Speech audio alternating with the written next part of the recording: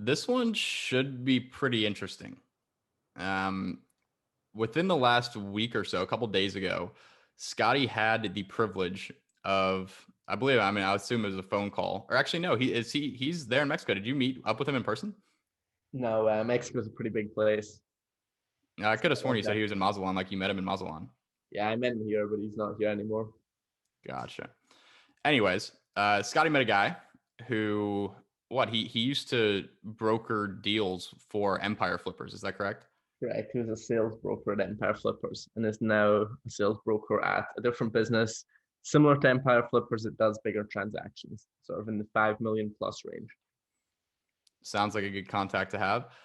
So, if you don't know what Empire Flippers is a website where you can sell your online business. I would assume maybe they do other stuff besides online businesses, but I imagine that most of the stuff on there is going to be some sort of online business, business, e-commerce brand, um, you know, different websites, affiliate sites, stuff like that. People build businesses, and if they're valuable, you can sell them. And that's kind of one of our main goals going forward, something that we have not done yet. I'll be transparent about that. We have not sold a brand yet, so we can't really speak from experience a whole lot yet, but it's in the cards. That's kind of what we're planning on doing with the brand that we're always talking about, me and Scotty's brand that we own together. Um, we're looking towards at some point exiting out of this brand for millions of dollars, taking home some fat checks, and sitting on a beach somewhere. Probably not that last part, but yeah, that's the goal. We want to sell the business. We want to make it really valuable. And as such, Scotty was able to sit down and talk with this guy who, I mean, very knowledgeable about selling e-commerce brands. And we basically just wanted to share with you guys some of our main takeaways that we had from that call, what this guy told us, things that might have surprised us, et cetera, et cetera. Because even if you're in the beginning stages, obviously selling an e-commerce business is probably not on your top priority of things that you need to know how to do when you're just getting started. But I think it could be cool for you guys to see like what the prospects are down the line, what you might want to be working towards once you do get something working. So let's talk about it. I think Scotty can probably take the wheel on most of this because obviously he was the one that talked to him. I was not there on the call. I got the cold shoulder on that one. So just let Scotty go through. Scotty, I don't know. Let's start off with this. Something a little interesting. What was something that surprised you from talking to this fella? Hmm. Um, that is a good question. Call me Joe Rogan, man. I'm One full. thing that was interesting was him talking about profit margins in e-commerce and yeah, I guess profit margins in e-com. He was saying how that if you want to sell your business, profit margins around 15% are okay. Like you can sell that. 20% is great and 25 to 30% is outstanding, which is interesting for context when probably a lot of people here in the group are like, my business doesn't work. It's only at 20% margins. Like this is not sustainable. I can't make any money with these margins. Um, you can make a lot of money at 20% margins if you're operating at scale. I was gonna say that like that's kind of the key distinction is like if you're spending $100 a day and you have 20% margins, that is definitely not ideal. But when you're spending 10,000 a day, that's a little different. That is kind of it. So that was sort of an interesting little takeaway because I mean I've had people recently tell me that they shut down their store because they were only at 20% margins. They couldn't make any money. And I'm like, Jesus Christ, you were 100% on the right path. You just had to stick with it. But I think people have a really skewed view in a lot of cases of what their margins should be because all the fucking, dudes trying to big dick each other about their ecom brands and their margins are like, 40% net margins, whatever, 35% net margins. They're like, they're trying to big dick you, right? And the reality is like for any business operating at any sort of decent scale, 40% margins are honestly unheard of. Like that is so uncommon. And we're spoiled by the internet because there are different internet businesses where you can have 90% profit margins, 95% profit margins. Blue Ocean, for example, is like basically 95% profit margin. It's digital products. There's not a whole lot of costs. So we're spoiled by that. And I think people don't realize that like real big businesses operate oftentimes with like a 2% profit margin, like a 10% profit margin, like less than that. So I think we're a little bit spoiled. I think people have a little bit of a skewed view. So if you think that 20% margins in an e-commerce business are not good, well, I guess we're here to disprove that. I'd say that they're probably about good. I think good is probably the right word to describe it. Yep. Okay, so that was not where I was going to start, but you asked me for an interesting little takeaway. So we go there. In sort of a more chronological order of how the call went, we sort of started off talking about multiples, which is how businesses are valued. So when you go to sell your business, you're going to have to figure out what is a rough value that I could list this for. And that is done off a multiple of monthly or annual profit. We used to see, or I used to see, sort of multiples of 25 to 30x on most e-com businesses. Then that's 25 to 30x of monthly profit. Correct. So if you're doing $10,000 in profit a month over a year, at least time span, then you could sell that business for 250 to no. Yeah. Am I right? Am I right there? My math is just 250 to 300 grand, right? Yes. Yeah. Correct. Yeah. All right. Keep going. So that's what multiples used to be. And you can sort of look at Empire Flippers or other similar marketplaces and see what sites are selling for and how much they're doing to see where the market's currently at. And Empire Flippers also has a really cool tool where you can put in all your numbers and get like a free valuation. Obviously, take it with a grain of salt. They're a website broker, so it might be a little bit overly enthusiastic, but it gives you an idea of what your website might be worth based on age, followers, email subscribers, and mainly obviously profit. And I recently ran our own numbers through that calculator, and what really surprised me was the multiple that they were suggesting. They were sort of saying we could sell for 40 to 50x monthly profit. And I had never seen a multiple like that applied to our business in any sort of calculator or any sort of estimate. So that was really curious. That made me really curious, because you start running the numbers and it starts to be a pretty big fucking number when you multiply your monthly profit by 40 or 50x. So I asked him about that, and he said, yes, multiples are going up. They're going up and up and up, along with, all other asset prices, I guess, as well. But there's quite big demand. There's more demand than there is supply for these types of cash flowing online businesses. Specifically, there is huge demand for Amazon FBA businesses. So what he was saying is, if we can add an Amazon FBA element, if we can add that as one of our traffic sources, that will not only potentially increase our profit, but it will also increase our multiple that we can demand and how attractive our business seems. So we were already doing that, but that was just kind of nice to hear as confirmation that, hey, people really want Amazon businesses. That's something that's really popular right now. He's saying he's seeing 5 to 6x annual profit multiple. So that's 60 to 72x monthly profit is what he's seeing on Amazon FBA businesses, typically. That's nuts. Higher. And that's in the $5 to $30 million exit range. So pretty crazy. So one of the questions I had for him is, who the hell is buying businesses for $1 million+? Who the hell is buying e-com stores for over $1 million?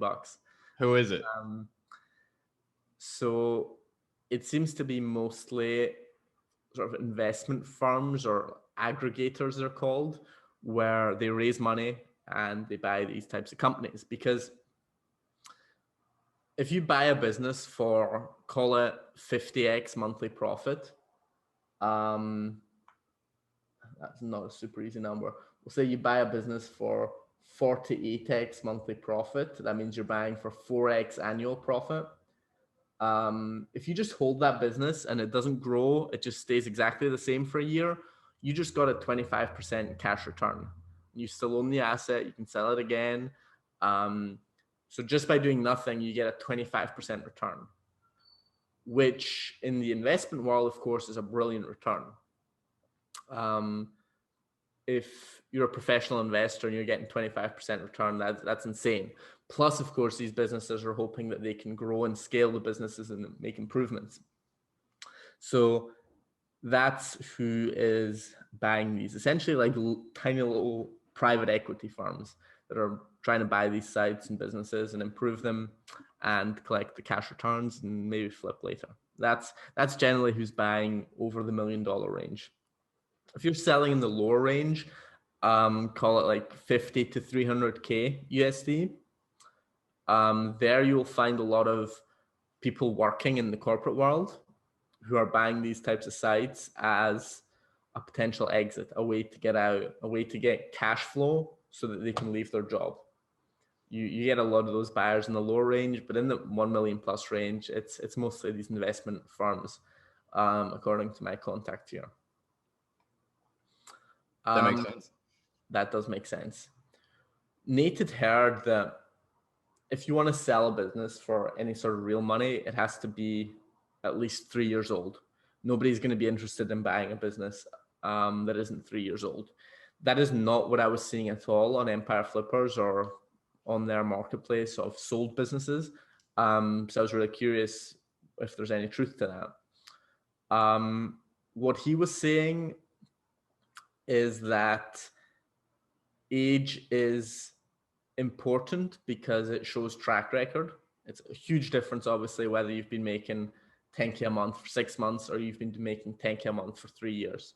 Very different in terms of how stable that business is perceived and how valuable that business is perceived. Because the multiple, whether your business sells for 20x monthly profit or 60x monthly profit, that is largely an indicator of how risky people perceive your business to be. The more risky it is, the lower the valuation or the lower the multiple is going to be. And if people think, hey, this is super stable as far as internet businesses are concerned, then you're going to get a higher multiple. And things that go into that multiple, that risk assessment, are diversification across platforms, traffic sources, products, and all that. And then also the strength of the brand and branding. How unique is the company? Could it easily be replicated? What unfair advantages do you have that can't easily be replicated? Do you have a moat, essentially? Is the business hard to replicate? Those are sort of the main things that go into that that multiple, how much you can ask for your business. Age is has less of an effect. He was saying anything above 2 to 3 years is good. If your business has been around and doing well for 3 to 5 years, that is absolutely great. But people who are buying e-commerce businesses, a lot of the time they're more concerned about growth than the age of the business. So if you're trying to plan, hey, when do I want to exit this business? He was saying it's more important to be on the right spot of the growth curve. You want to sell while you're still growing. You don't want to sell, like, inevitably every business grows, and then it flattens out. Like, you can't grow, you can't triple and fucking 5x your sales every year. Eventually, growth is going to flatten out. And if there is such a thing as an ideal time to sell, it would be right before that growth starts to flatten out. So, yeah, that was honestly super, super valuable for me, because I go back and forth of like, we should try and sell this. The amount of money that this is worth right now is pretty crazy, and this could all go away tomorrow, and we need to sell, and we need to take the cash, and we need to run. Then on a different day, I'm like, there is nowhere else I could invest this money. Like, if we get $1 million for it at a whatever valuation, there's nowhere else I could put that money that is going to get me better returns than simply holding this business, even with no growth. And right now we're seeing amazing growth still. So I go back and forth between these two things. And what he was sort of saying is, as long as you're growing, And as long as you think you can continue growing into the future, you're probably best still holding on to it. And that's kind of the way, that is one of the ways I've been thinking about it. Do I still see clear paths for growth? If so, we should not sell it yet. We should not cash out our chips, so to speak. And that's essentially what you're doing, because I have a lot of my net worth, theoretically, my paper net worth is in this business. We don't really think about it like that, but this business it's valuable, and the ownership that we have in it is a large part of our personal net worth. So if it goes to zero, or if it crashes, or if whatever bad thing happens, that's a huge hit to us. And at some point, that risk becomes too big, and maybe we want to just sell and start over something else and take some of that, just take the profit essentially. So that's sort of what you're doing when you're selling. You're saying, let me take these gains, and let me take some of the risk off the table. But as long as you have a clear path for growth, for example, by getting on Amazon, for example, by scaling Facebook ads, for example, by getting more inventory, adding new products, whatever, as long as you have that clear path for growth, it probably doesn't make sense to sell yet.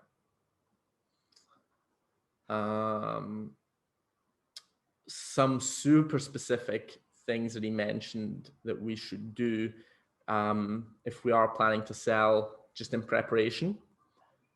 We should document standard operating procedures so that our employees, our support staff, our sourcing guy, our advertising guy, so that all the stuff they do, as much as possible, is documented so that we could hand that over to a potential buyer. If you're selling to one of these investment firms, they probably have marketing teams, they probably have sourcing teams already, but it's a good to have just in case, so that they know how everything works. So yeah, we're going to be doing that. The other thing he said was we should get on accrual-based accounting, and we need to have our numbers really in order. I think generally for taxes, we're doing cash-based accounting. And he said we have to switch to accrual-based because that's how businesses are valued. He says it's fine if Scotty, do you have a window open right now? No. I just have a Mexican yelling outside. Oh, nice. Well, that's authentic. We're going to leave that in there. Yeah, so he was saying it's fine if, for example, the tax return shows one profit that is lower than what the accrual-based accounting shows. That's fine, because I mean, people know that, hey, you're trying to get the profit as low as possible on the taxes. So that's fine, but we have to have our numbers in order, and the books really have to be airtight when we go to sell. Otherwise, that's going to create a bunch of issues and just a lot of hassle that is not good when you're trying to exit a business for a bunch of millions of dollars. Yeah. Was that the rundown? Another thing he said was I was sort of trying to feel him out of how do you think sellers feel after selling? Do you see much regret of people thinking of, oh, what could have been? Maybe I should have held on to this business or whatever. He was saying he rarely ever sees regret in sellers, and that especially if it's your first time selling a business, getting some of that money off the table and de-risking a bit is often a good move. I think that makes a lot of sense. It's tough, man. I mean, it's going to be a really tough decision, especially like when we're at that point where we have like a dollar amount in front of us that like maybe someone would actually buy the business for.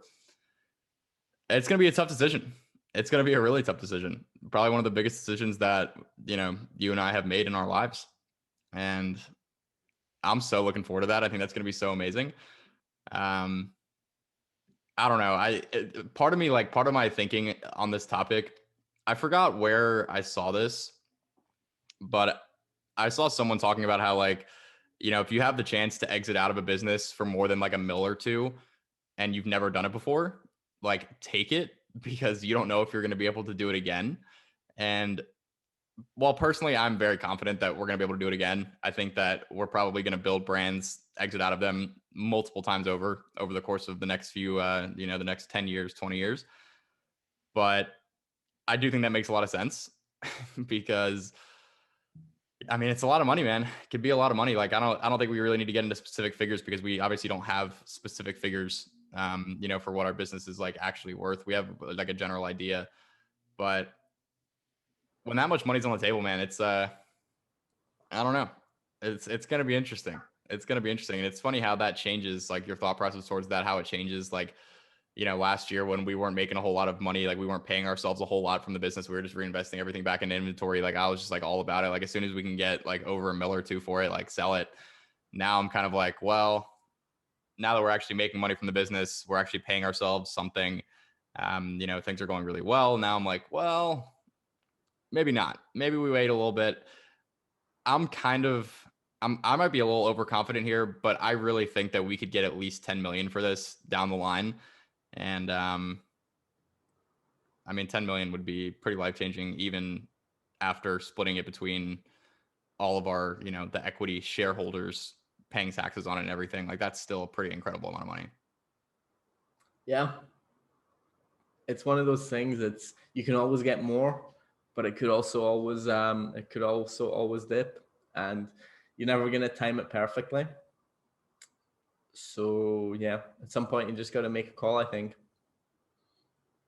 I cannot wait for that, dude. I cannot wait for that. And I think one final point that I want to leave us off on here is none of this, like this entire conversation about selling an e-commerce brand, this isn't possible if you're drop shipping, if you're not actually building a real sustainable business. Like, my first store scaled it to over $1 million in the first year, but I was not able to sell it for anything. I got exactly $0 for that business. Well, you also didn't try to sell it. You might have been able to sell it if you weren't so overconfident. Yeah. If you'd sold at the right time. That's possible. That's possible. It's one of these things. It's funny. Like you're way more confident of like, okay, let's just keep growing this fucking forever, or until we get 10 million or whatever. Even though you've had the business collapse, like you've had the first-hand experience, but still you're way more risk loving than I am. I'm more risk averse. Well, you're very risk averse. I like to think I'm like more risk on than most people, but not like super crazy. I don't know. Like I'm willing to take risks, man. We're young. Like I have no reason not to. That's kind of how I look at it. It's like big risks like that could pay off huge. They could also turn out terribly. But like, what's the worst case scenario? Like we're so young. We don't have families to worry about. We don't have mortgages to pay. Like we have a lot of freedom. And I think that that's kind of like the beauty of being in this stage of life is we have that ability to be able to take big risks, and, they pay off. Great. If not, well, great too. It all works out in the end. Yeah. Yeah. Either way, you're going to be playing golf. Either way, I'm going to be playing some freaking golf. That is the gosh darn truth, folks. That right there is the gosh darn truth. So yeah, I guess that was just kind of the point I want to leave it off at. I made the mistake of not building my business in a sustainable way the first time around. And it's really, it's kind of annoying. Like I don't have regrets in most cases, but if I did, that might be one of them, because I could have built that business the right way and I could have already exited out of that for millions. Like that could have already happened. We just started building this business last year. So I think it's like, I don't know, it's pretty crazy how fast it can happen. Like you could get into ecom if you did things the right way. You could get into ecom from scratch, build a brand, and within 2 to 3 years be a multimillionaire. Like that's entirely realistic. And obviously not typical. I'm not like trying to like sell you the dream or anything. I don't even, you already bought the thing we're trying to sell. It's the ecom dispenser. You're already in here, man. But I don't know. It's an interesting thing to think about. Yeah, I actually want to add one more thing before we wrap it up. When you have a business that's operating at scale, every decision you make and everything you do has pretty high leverage. It's amplified. It is greatly amplified. So like I can make one good decision this month and that might add 100K in revenue next month or more quite easily. Or it could be a decision that you made 6 months ago. Yeah, but the point is that going from 0 to 100K a month is a shit ton of work and a lot of patience and just a lot of grind and improvement. But once you're doing a couple 100K, adding another 100K is almost like it's just one or two good decisions, maybe even not even a good decision, maybe just something that positive that happens in your environment, shutdown, stimulus checks, whatever, Facebook boycott. Like once you're at scale, there's leverage, and selling a business sort of gives up that leverage, and you start kind of back from scratch, starting you have to build something up again. So that's maybe the counter argument to selling a business. So if you can keep growing it, it's a lot easier to add 100K revenue if you're already doing a couple 100K versus going from 0 to 100K. But I guess it goes back to that growth curve where eventually growth flattens out and probably not so easy anymore to add another 10% or 20% monthly. Yeah, that is very true. I feel like we have so many growth prospects. Like we barely even freaking scratched the surface. So it's going to be tough, but it's fun, man. Like that's such a beautiful thing. Like we just get to work on building and growing this business for however much longer until we sell it. And I don't know. I do feel like the longer that we do that, the harder it's going to get to sell it. But we'll see. We'll see. Nothing more fun than ecom when it's working. Dude, that's a fucking hot line right there. That is so true. Ecom sucks when it's not working, but when it is working, it's the freaking bee's knees, man. It's the bee's knees and a half.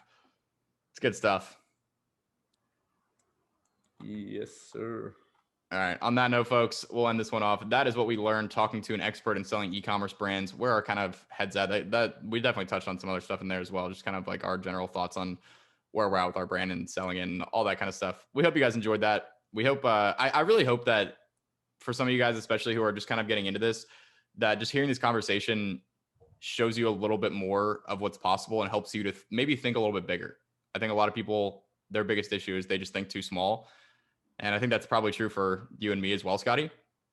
There's a good chance that we're thinking too small, but this is the way that we're thinking. And I don't know. Hopefully it gives you guys a little bit of inspiration, shows you guys what's possible with the consistent daily effort, building things up the right way, following the Cole methodology that we teach, all that kind of stuff. Hopefully it opens your mind a little bit. We'll talk to y'all in the next one.